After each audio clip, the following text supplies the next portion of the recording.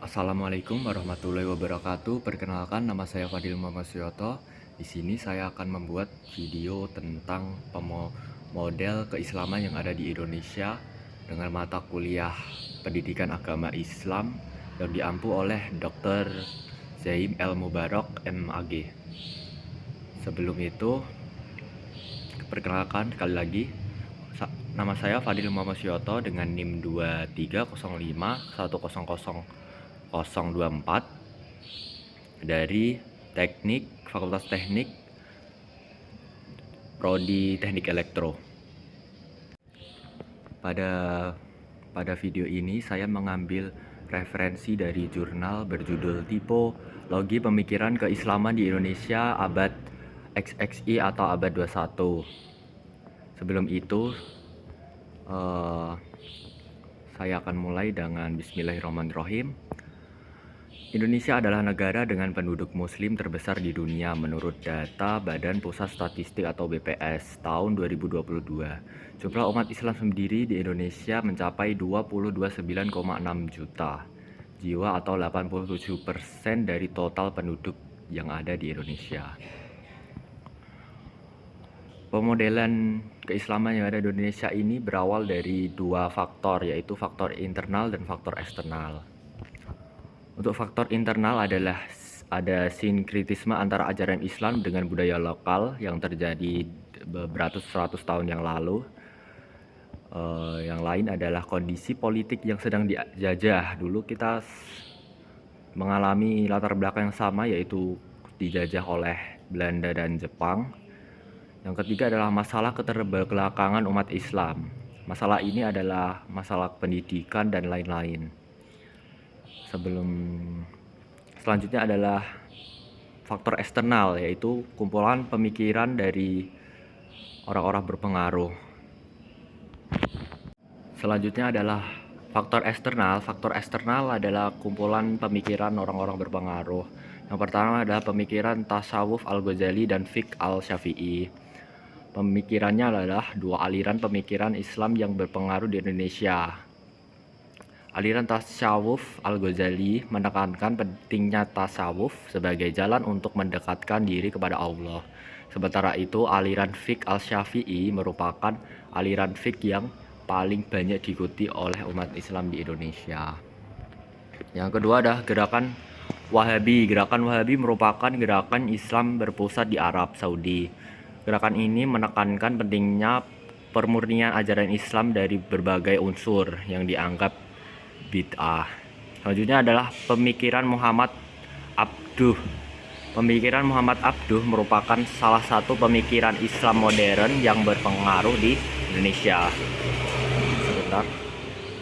Pemikiran menekankan pentingnya ijtihad Islam. Pemikiran Muhammad Abduh turut menginspirasi para pemikir Islam di Indonesia untuk melakukan pembaharuan dalam ajaran Islam.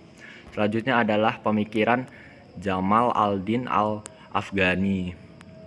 Pemikiran Jamal al-Din al-Afghani merupakan salah satu pemikiran Islam modern yang berpengaruh di Indonesia. Pemikirannya menekankan pentingnya persatuan umat Islam dan melawan penjajah. Pemikiran Jamal al-Din al-Afghani turut menginspirasi para pemikir Islam di Indonesia untuk melakukan perlawanan terhadap penjajah dan memperjuangkan kemerdekaan Indonesia. Selanjutnya adalah pemikiran neo-modernisme dari Fazlur Rahman. Pemikiran ini merupakan salah satu pemikiran Islam modern yang berpengaruh di Indonesia. Pemikirannya menekankan pentingnya memahami ajaran Islam secara kontekstual. Pemikiran Fazlur Rahman turut menginspirasi para pemikir Islam di Indonesia melakukan reinterpretasi terhadap ajaran Islam agar sesuai dengan perkembangan zaman.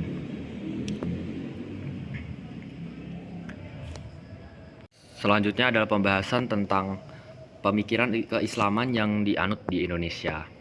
Menurut jurnal berjudul Tipologi Pemikiran Keislaman di Indonesia Abad XXI yang ditulis oleh Baharudin, model keislaman yang dianut di Indonesia adalah sebagai berikut.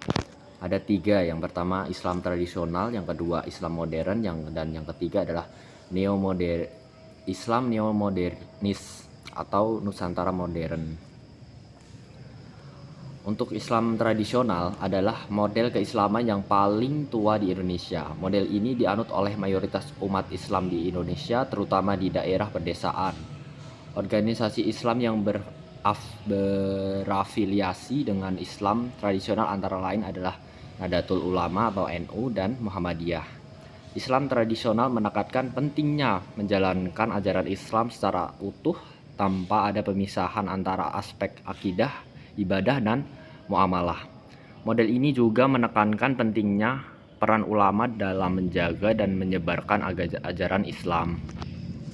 Selanjutnya adalah Islam modernis atau Islam modern, adalah model keislaman yang muncul pada abad ke-19.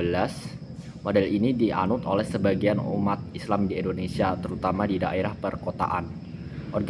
Organisasi Islam yang berafiliasi dengan Islam modernis antara lain adalah Persatuan Islam, Persis, dan Muhammadiyah. Islam modernis menekankan pentingnya akal dan logika dalam memahami ajaran Islam. Model ini juga menekankan pentingnya ijtihad dalam menjawab tantangan zaman.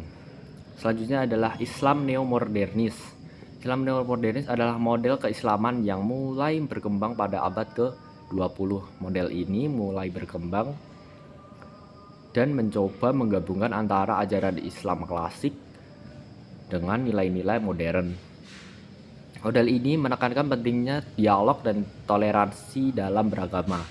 Islam neomodernis diatur oleh sebagian umat Islam di Indonesia, terutama di kalangan intelektual dan akademis. Perbedaan model keislaman di Indonesia merupakan hal yang wajar. Hal ini mencerminkan keberagaman dan kekayaan budaya bangsa Indonesia. Namun penting untuk diingat bahwa semua model keislaman tersebut bersumber dari ajaran Islam yang sama.